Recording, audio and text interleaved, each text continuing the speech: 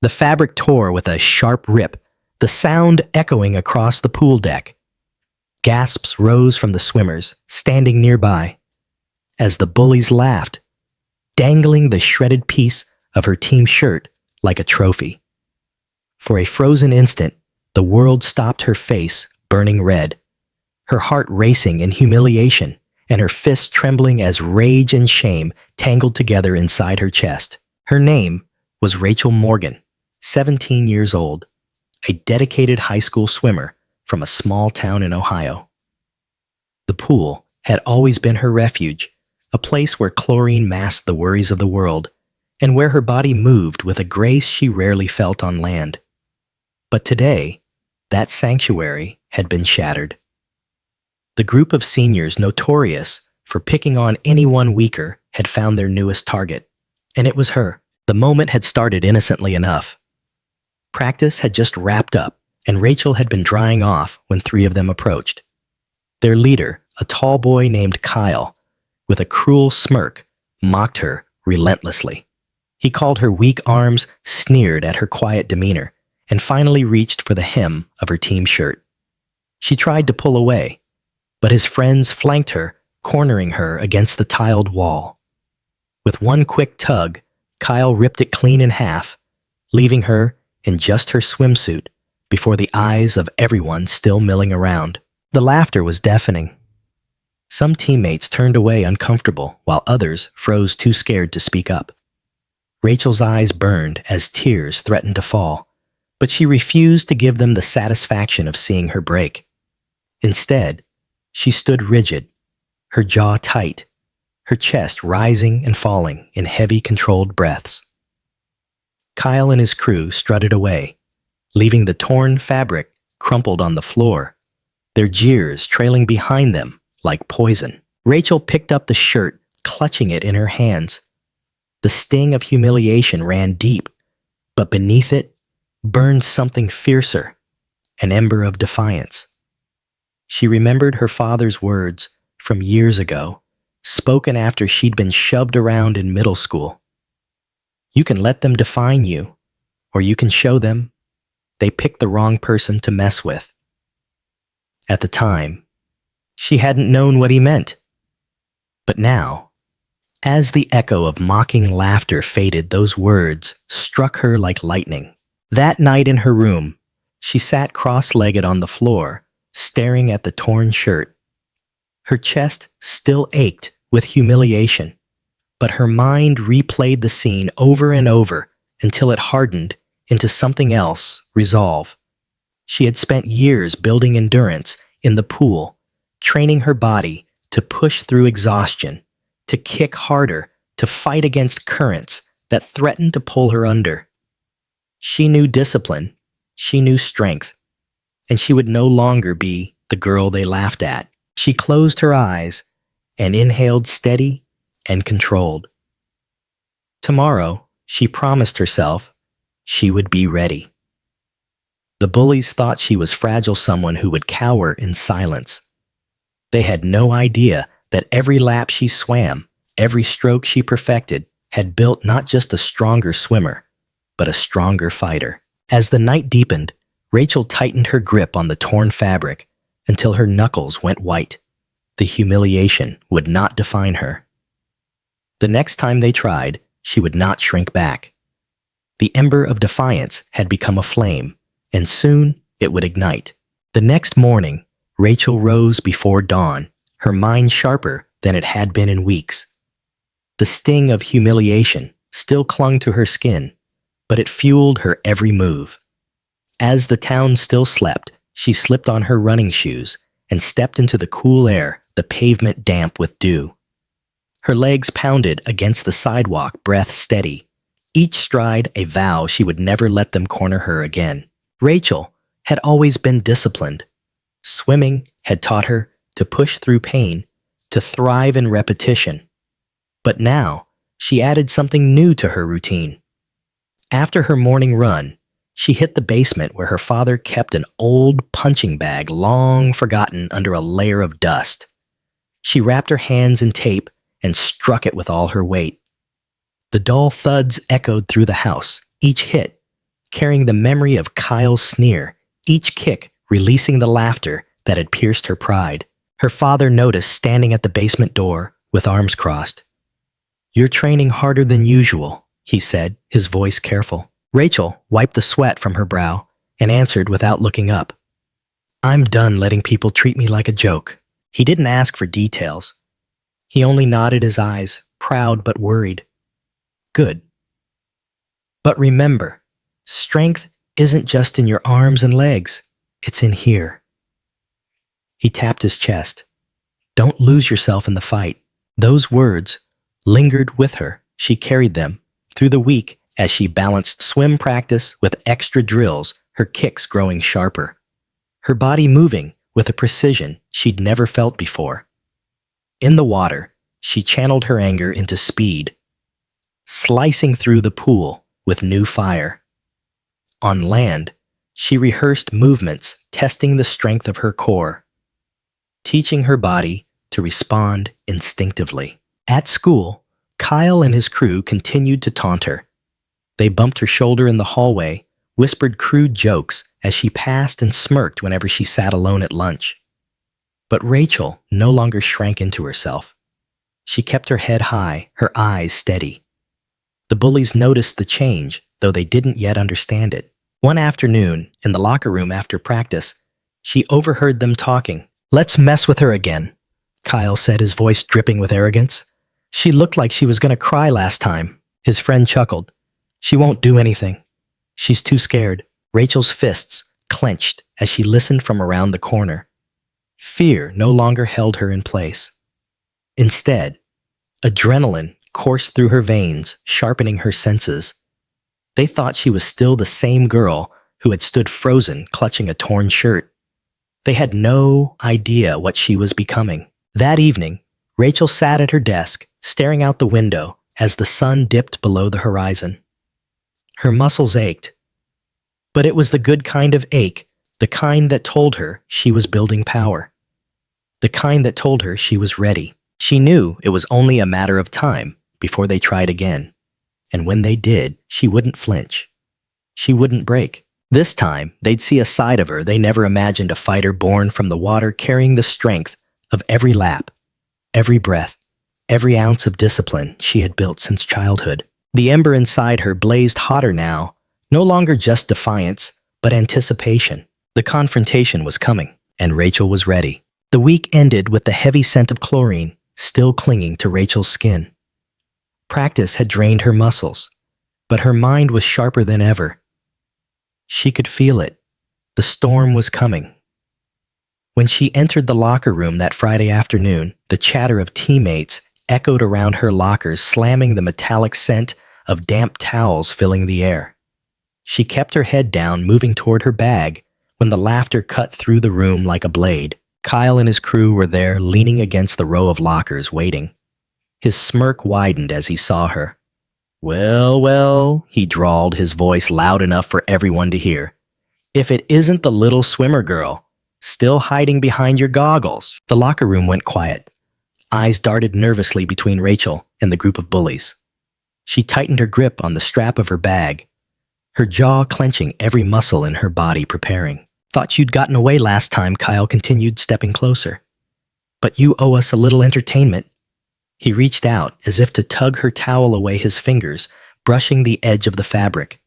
His friends chuckled, egging him on, while Rachel's heart thundered in her chest. For a brief second, the fear threatened to creep back in the memory of her shirt, tearing, of laughter filling her ears, of the shame burning her skin. But this time, she didn't shrink. She met Kyle's eyes, steady and unflinching. "Don't touch me," she said, her voice low and calm, but edged with steel. That only made him grin wider. "Or what? You gonna splash me with pool water?"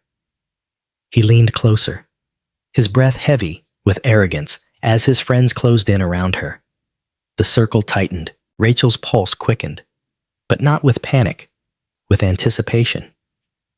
She had trained for this moment, rehearsed it in her mind and body night after night. Her father's words echoed in her chest. "Strength is in here." She steadied her breath, keeping her stance grounded, her weight balanced. Kyle shoved her shoulder lightly, as if daring her to react. "Come on," he sneered. "Show us what you got." The room buzzed with tension. Teammates stood frozen, some whispering under their breath, others staring wide-eyed, unsure whether to intervene. Rachel scanned their faces briefly, and in their silence, she found clarity. Nobody was going to save her. This moment belonged to her alone. She dropped her bag to the floor, the thud reverberating through the tiles. The sound startled a few, and Kyle raised an eyebrow, intrigued. Finally, he mocked a little backbone, but he still didn't understand. None of them did. Rachel shifted her weight subtly, her body angling, her core tightening. She had learned how to harness power from her legs, the same legs that propelled her across Olympic-length pools, lap after lap.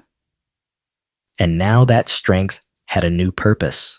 Kyle reached for her again, this time more aggressively, his fingers grasping at her towel. His smirk never left his face. But Rachel's eyes locked on his movements, her breath steady, her body coiled like a spring. Every moment of training, every lap, every bruise from practice culminated here. And in the split second before contact, Rachel knew exactly what she would do. Time slowed as Kyle's hand lunged forward, cocky and careless. Rachel's body moved before her mind even caught up, instinct honed by countless drills in the pool and hours pounding the basement bag. With a sharp pivot on her heel, she unleashed the force she had been storing all week. Her leg shot upward fast and precise, connecting squarely with Kyle's chest. The sound of impact cracked through the locker room flesh against muscle, a dull thud that stole the air from his lungs. His smirk vanished, replaced by shock as he stumbled backward, colliding with the row of lockers. The clang reverberated, and for a moment, silence swallowed the room. His friends froze, their laughter caught in their throats. Rachel stood steady, her stance firm, eyes blazing with a fire they had never seen before. She didn't flinch, didn't back away. Her heart pounded. But it wasn't fear, it was control. Kyle gasped, clutching his chest, wheezing in disbelief. What the hell, he rasped. But before he could finish, Rachel took one deliberate step forward. "You don't get to touch me," she said, her voice calm, but carrying an authority that silenced the whispers around them. One of the boys moved toward her, anger flashing in his eyes. But Rachel shifted again, weight balanced ready. She didn't have to strike. Her posture alone warned him off. For the first time, they hesitated. For the first time, they were the ones unsure. "Dude, chill," one muttered, tugging on Kyle's arm as he struggled to regain his breath. She actually hit you." The absurdity of the statement sent a ripple of disbelief through the room. Nobody ever stood up to Kyle. Nobody dared. Yet Rachel had done it, and done it with a strength none of them had expected. Kyle's pride burned hotter than the ache in his chest. He pushed himself upright, glaring at her with fury. But even he knew the power balance had shifted. His friends weren't laughing anymore. Their eyes darted between him and Rachel, silently questioning if it was worth pressing further. Rachel didn't move. She held her ground, her breathing even, her body coiled but steady. She wasn't just defending herself. She was declaring who she was. "You think you're tough now," Kyle spat, though his voice cracked under the weight of humiliation. Rachel tilted her head slightly, her eyes never leaving his. "Tough enough to make you back off." The words hit harder than her kick.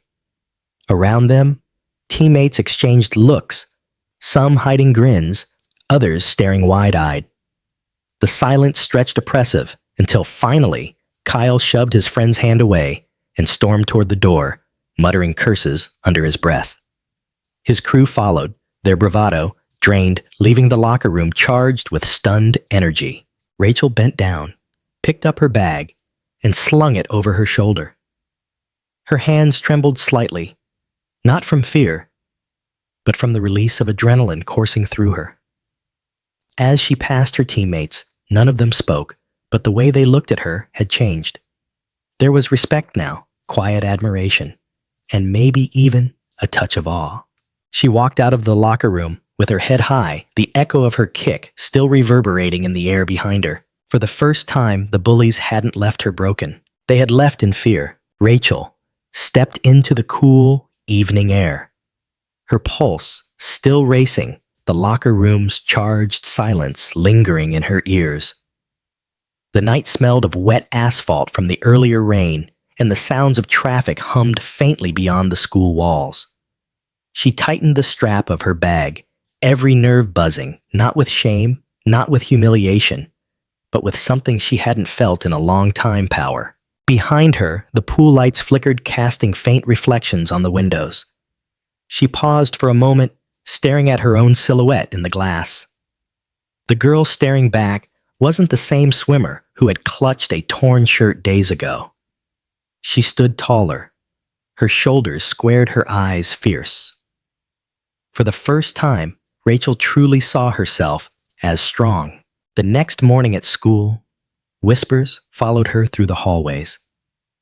Not the cruel whispers she had endured before, but hushed retellings of what had happened.